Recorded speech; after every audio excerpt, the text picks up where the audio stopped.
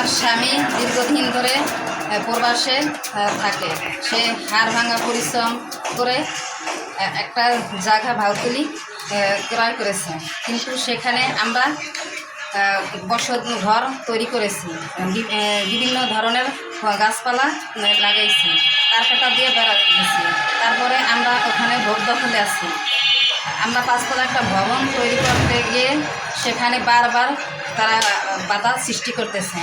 তারা আওয়ামী লীগ নূরজাহান বেগম এবং শাহ আলম ব্যাপারী এবং দেলোয়ার ব্যাপারী, ইব্রাহিম ব্যাপারী, এরা আমাদেরকে, আমরা ওই জায়গায় যেতে চাইলে আমাদের বলে যে এই জায়গার ভিতরে আসলে ওদেরকে পাও কেটে লাশ গুম করে ফেলব। এই ঘটনা আমরা চাই, বিচার চাই। আমার মামা মেহেদি হাসান কুদ্দুস সর্দার, সে দীর্ঘদিন যাবৎ প্রবাসে থাকে। প্রবাসের কষ্টের টাকা দিয়ে দক্ষিণ ভাউতলি একটি জমি ক্রয় করেন। সেই জমিতে আমরা চারোপাশ তারকাটার বেড়া দিয়ে ভোগ দখলে আছি এবং 500টি গাছপালা লাগিয়েছি। ওই জায়গায় 2টি নির্মাণ ঘর তৈরি করেছি।